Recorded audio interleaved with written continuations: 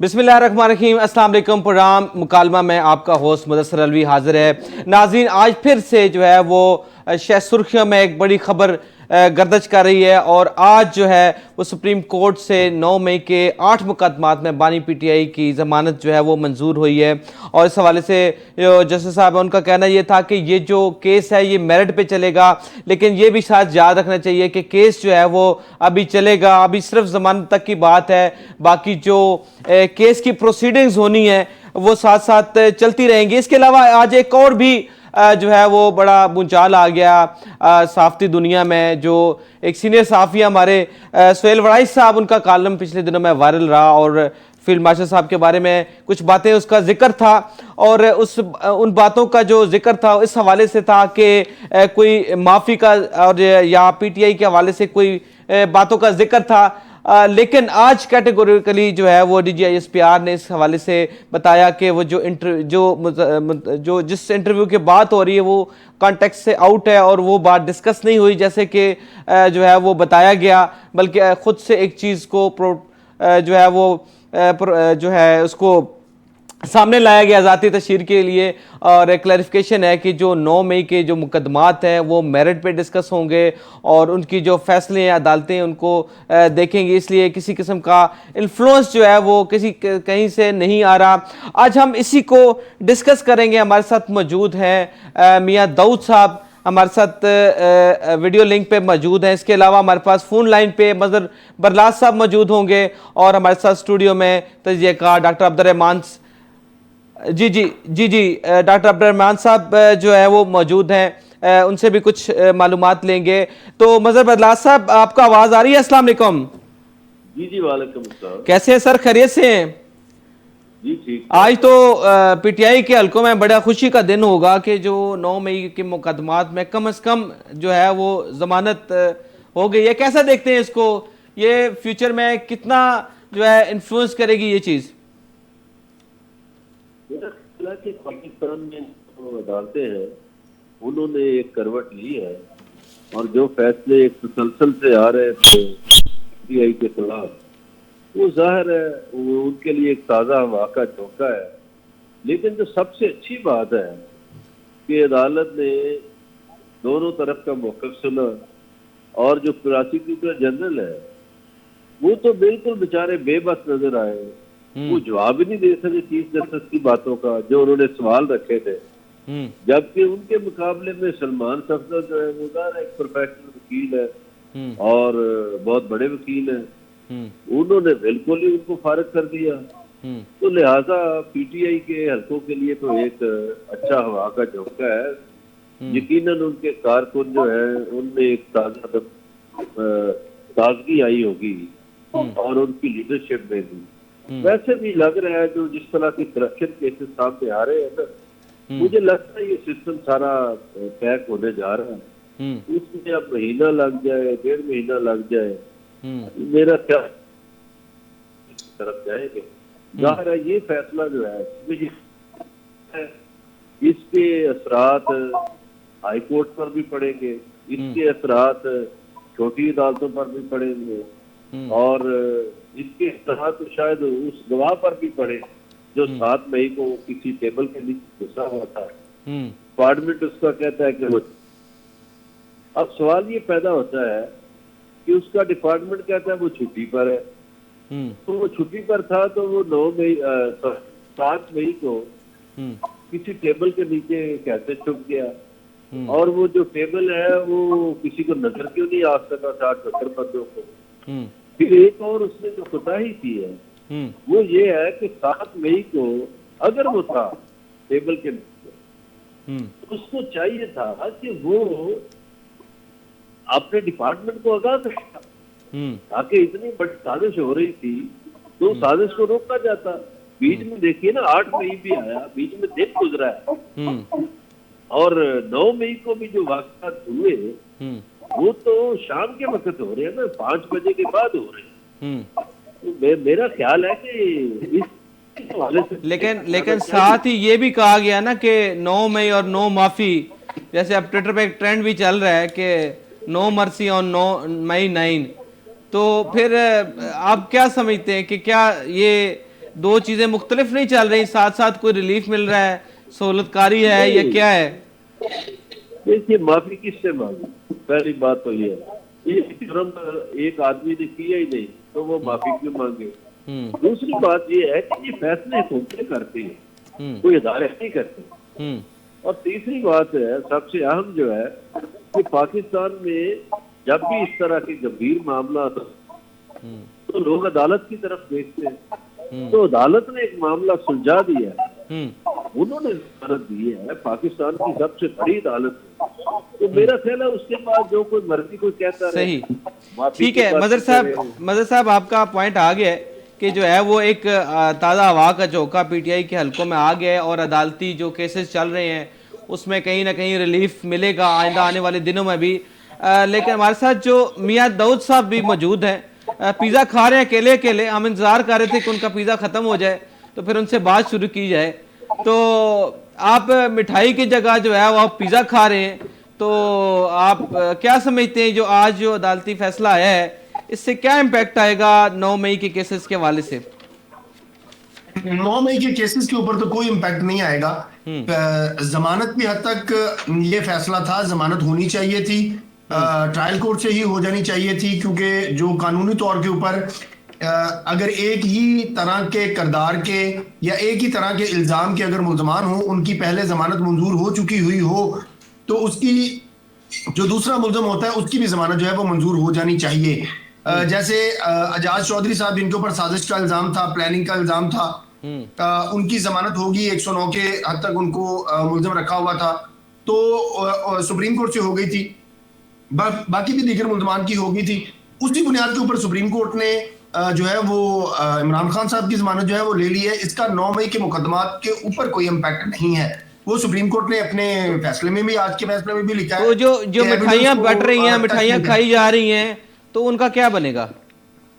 وہ مٹھائیاں تو پاکستان میں آپ دیکھیں ہر سیاسی جماعت اور اس کا لیڈر جب بھی اس کے حق میں کوئی فیصلہ آتا ہے تو اس جماعت کے کارکنان جو ہے وہ مٹھائیاں کھاتے ہیں, کھاتے رہنا چاہیے. لیکن جس طرف جو ہے وہ تحریک انصاف کا, پی ٹی آئی کا اور پاکستان کے اکثر حلقوں کا دھیان نہیں جا رہا نا, وہ بڑی خوفناک بات ہے. وہ یہ ہے کہ آج کے دن تک 9 مئی کے تمام مقدمات میں عمران خان صاحب کے خلاف چلان جمع نہیں کروایا گیا.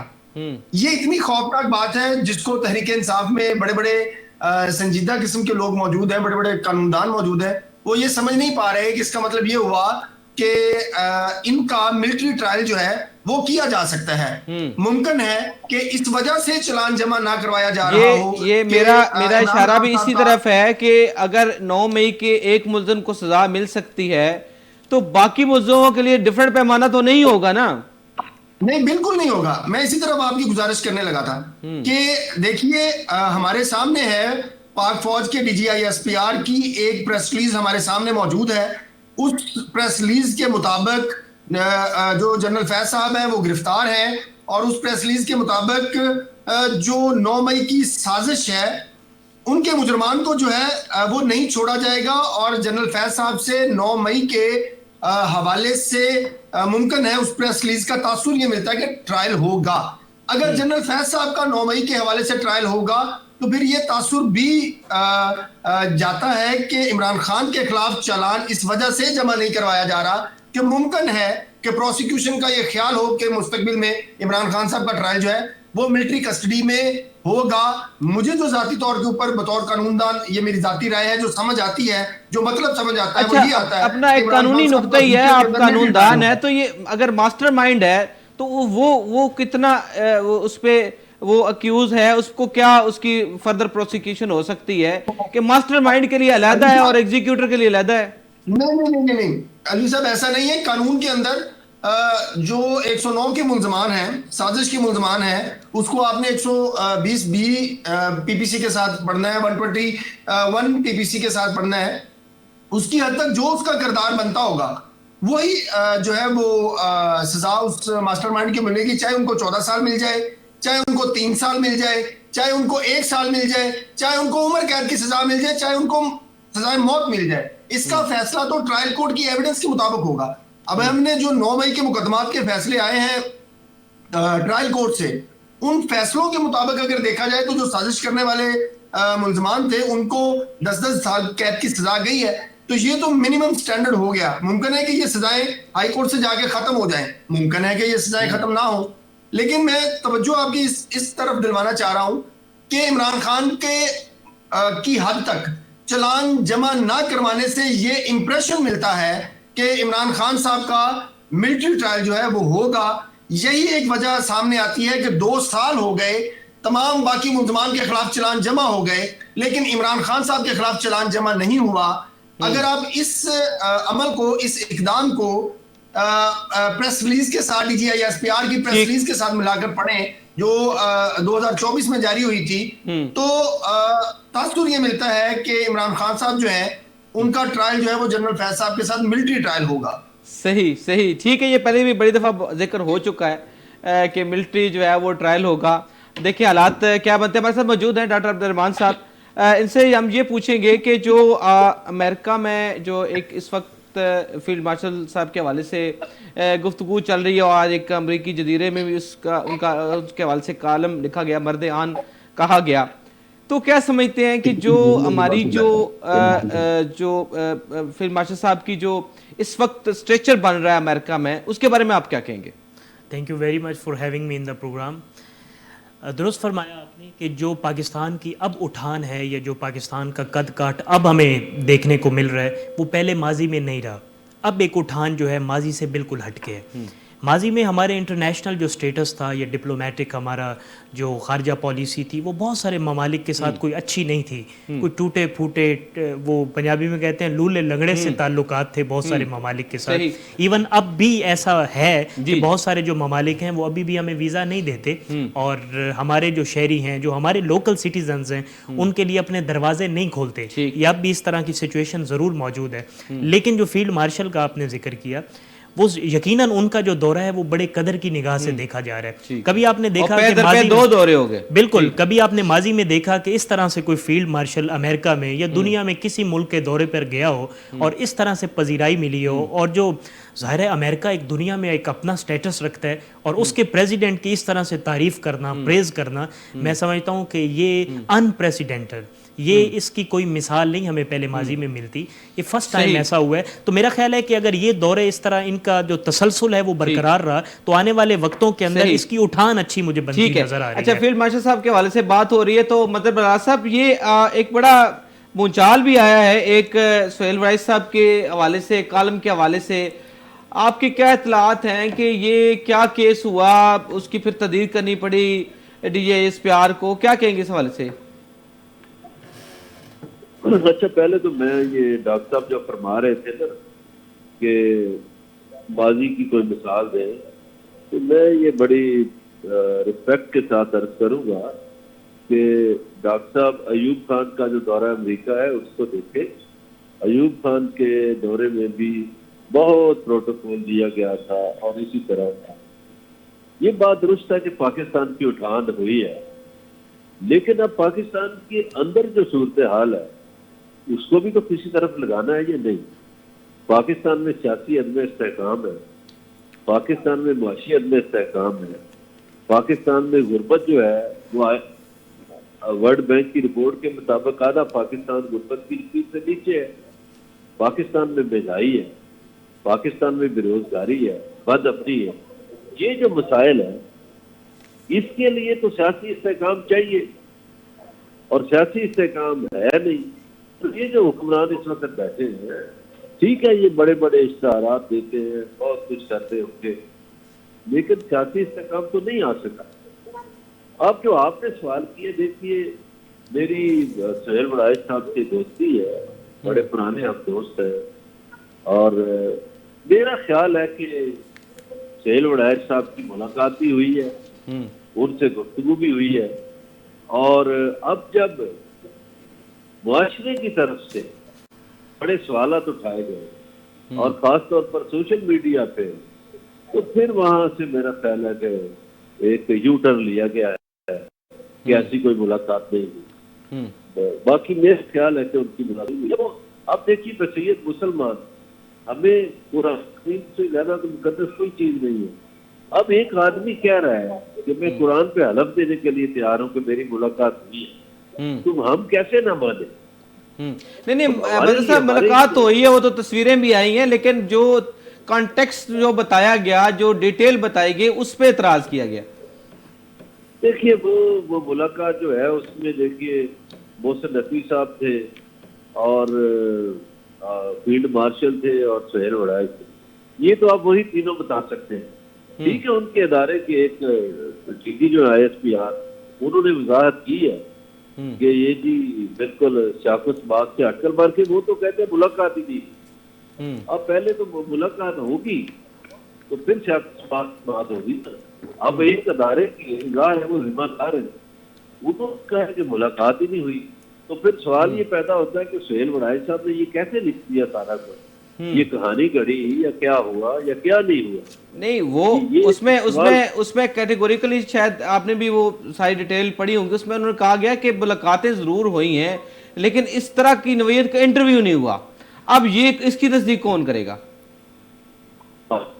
तस्दीक देखिए, ये सुहेल वड़ाई साहब ये बता सकते हैं। फील्ड मार्शल की तरफ से तो उनके जो DG ISPR है उन्होंने बता दिया कि कोई इंटरव्यू नहीं हुआ। अब ये सुहेल वड़ाई साहब उसकी तस्दीक करे या फिर जो वजीर दाखिला है उसकी वो तस्दीक करे, वो वहां थे कि ऐसा हुआ है या नहीं हुआ। जाहिर है मैं तो नहीं तस्दीक या तरदीद कर सकता किसी तरह की। मैंने तो उनकी एक आदत बताई है कि मेरे वो दोस्त है, ठीक, मुझे नहीं लगता कि उन्होंने बगैर किसी मुलाकात के ये बातें लिख दी हो। मैं तो एक दोस्ती के नाते ये बातें कर रहा हूँ, मुझे नहीं लगता। ठीक है, और ये बातें जो है उसमें देखिए ना, फिर सवालात पैदा हुए कि एक तरफ हमारी इस्टेब्लिशमेंट जो है वो कहती है कि हम आपने कर, तो अगर वड़ाई साहब की तहरीर पढ़े तो वो तो सीधा सीधा सियासत में मुदाखलत है, वो तो सीधा सीधा सियासी मामलात को हल करने की बातें हैं कि जी माफी मांगी जाए और वकालत की जाए और फलां किया जाए और फलां किए जाए। ज़ाहिर है ये बातें फिर लोग अदालतों में ले जाते हैं ना, तो जब अदालतों में जाएंगे तो अदालतें तो आइन की पाबंद है, आज नहीं तो कल आइन को तो देखा जाएगा ना कि ये बातें। अभी देखिए भुट्टो साहब का कत्ल मान लिया गया, अदालतों ने मारा, उन्हें उनकी डेथ हुए भी बड़ा अरसा गुजर गया, बड़े साल गुजर गए, लेकिन बिलाखिर आइन के तहत मान लिया गया कि हाँ भुट्टो साहब का अदालती कत्ल हुआ।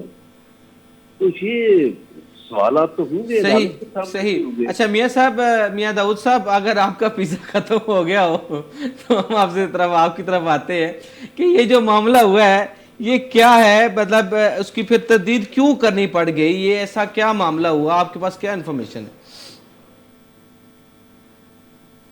तौर के ऊपर जिस दिन मैं रूटीन के अंदर उर्दू के कॉलम्स नहीं पढ़ता, मैंने एक ट्वीट देखी, उस ट्वीट का में सुहेल वड़ाई साहब के कॉलम का जिक्र हुआ, तो मैंने फौरी तौर के ऊपर वड़ाई साहब का कॉलम पढ़ा और उसके बाद इत्तफाक है ये कोई ये बात नहीं कि मेरी कोई रेगुलर इस तरह की कोई इंटरेक्शन है, लेकिन जो इत्तफाक से ब्रसल्स में इस इवेंट को ऑर्गेनाइज करने वालों में एक हमारी फैमिली फ्रेंड्स जो हैं वो बड़े सीनियर हैं, वो मौजूद थे। मैंने उनसे सारी कॉन्टेक्स्ट की बात की, उन्होंने कहा मुझे जरा कॉलम तो भेजो, मैंने उनको कॉलम भेजा, उन्होंने कहा यार ये कितना बड़ा फ्रॉड और झूठ लिखा गया है, क्योंकि ऐसी कोई बात, ऐसा कोई लम्हा ही नहीं आया जिसमें सुहेल वड़ाई साहब जो हैं या कोई भी पाकिस्तानी उस मीटिंग का कोई भी शरीक जो है वो 2 या 3 से ज्यादा मिनट आर्मी चीफ के साथ जो है वो खड़ा हुआ हो।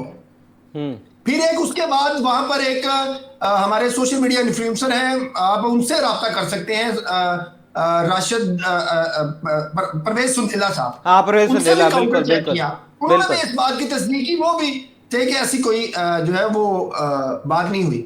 अच्छा, दूसरी बात अब आ गई, जैसे यहाँ बात हो रही थी कि सुहेल वड़ाई साहब के कॉलम की, देखिए हम छोड़ें कोई सच्चा है या झूठा है, इसको साइड पे रखें। मैं और आप खुद तो किसी भी सहाफी के गुज़श्ता 1 माह के कॉलम्स, गुज़श्ता 2 माह के कॉलम्स, गुज़श्ता 2 साल के कॉलम्स के बुनियाद के ऊपर उसका ऑडिट कर सकते हैं ना कि ये क्या लाइन ले रहे हैं, ये किस तरह बयानियां बनाने की कोशिश कर रहे हैं। तो अगर हम इस बात के ऊपर इसका ऑडिट करें तो जो सुहेल वड़ाई साहब जो है आज से 2 माह पहले फरमा रहे थे 2 ہفتے پہلے فرما رہے تھے, 2 سال پہلے فرما رہے تھے. آج وہ ساری باتیں جو ہیں اپنی ذاتی خواہشات کو انہوں نے آرمی چیف سے منسوب کر کے وہ کر دیا. میں اس بات کو سہیل وڑائی صاحب کے کالم کو جھوٹ, بے بنیاد اور سازش سمجھتا ہوں. کیوں؟ وہ اس وجہ سے کہ آپ دیکھیں کہ اس کالم کے آنے سے پہلے پوری دنیا کے اندر, پاکستان کے اندر, پاک بھارت جنگ کے بعد, آرمی چیف کے دورہ امریکہ کے بعد اور آرمی چیف کے دوسرے دورہ امریکہ کے بعد ڈیبیٹ کیا ہو رہی تھی؟ پاکستان پاک فوج کی پروفیشنلزم, طیارے مار دیے, ہمارے طیارے اچھے, ان کے طیارے برے, یہ ڈیبیٹس ہو رہی تھی. پاک فوج کی پروفیشنلزم ڈسکس ہو رہی تھی. خطے میں امن کے لیے, ترقی کے لیے, ملکوں کو جوڑنے کے لیے آرمی چیف کے کردار کے اوپر بات ہو رہی تھی. اس کالم کے آنے کے بعد بات کیا ہونے لگ پڑی؟ معافی دے دیں, معافی نہ دے دیں, معافی دے دیں, معافی نہ دے دیں. اچھا, اس کے اوپر بات کرنے والے لوگ بھی میں سمجھتا ہوں کہ شاید ذہن نہیں رکھتے کہ فرض کر لیں کہ یہ بات درست ہے, کہ یہ بات ہوئی بھی ہے, تو میرے محترم تو کیا پہلے بھی اعلان کیا جا چکا ہے کہ 9 مئی کی معافی نہیں ہے؟ اگر فرض کر لیں کہ یہ بات ہوئی بھی ہے تو عمران خان کو معاف کرنا اکیلے field marshal general Asim Munir صاحب کے اختیار میں اب نہیں ہے. وہ انفرادی طور کے اوپر فیصلہ نہیں کر سکتے. ایک ایسا شخص جو پاکستان کے وجود کا دشمن ہو, اسے پاکستان کا وجود کا دشمن تسلیم کر لیا گیا ہو, وہ کسی ایک شخصیت کا دشمن نہیں ہے. عمران خان پورے پاکستان کا دشمن ہے. اس کا فیصلہ پاکستان کی عوام نے کرنا ہے. یہ کسی ایک شخصیت کا فیصلہ نہیں ہے کہ اگر یہ اس کو معافی دے دی, مانگ لی, اوکے. اول تو یہ بات ہی فضول ہے, یہ ہو ہی نہیں سکتا. اور اگر ہے بھی تو یہ اکیلے فیلڈ مارشل عاصم منیر صاحب کا اختیار نہیں رہ گیا. یہ بات بہت آگے. ٹھیک ہے میاں صاحب, ٹھیک ہے, آپ کا پوائنٹ آ گیا. آج آپ سوشل میڈیا پہ بڑے آج پاپولر بھی ہیں. بریک کے بعد جو ہے وہ اس حوالے سے بھی بات کریں گے کہ جو ہے وہ آج سوشل میڈیا پہ آپ کا ذکر کیوں ہو رہا ہے, اور ساتھ ہی ساتھ ہم تذکرہ کریں گے رشین جو پریزیڈنٹ ہے پوٹن کے حوالے سے, اور جو امریکہ نے جو تھریٹن کیا ہے انڈیا کو اس حوالے سے کہ پوٹن کے ساتھ ٹائز جو ہے وہ اپنی جو ہے وہ ٹھیک کرے, نہیں تو پھر اس کا جو ہے وہ محاسبہ کیا جائے گا. اس کے علاوہ ذکر کیا جائے گا جو مریم نواز جو سی ایم پنجاب ہے, ان کے دورہ جاپان کے حوالے سے, ان کی ایکٹیویٹیز کے حوالے سے کہ وہ پنجاب میں جو ٹیکنالوجیز لا رہی ہیں جاپان سے, اور جاپانی وقت سے ان کی ملاقات ہو رہی ہے. ڈیٹیل سے گفتگو کریں گے ایک بریک کے بعد.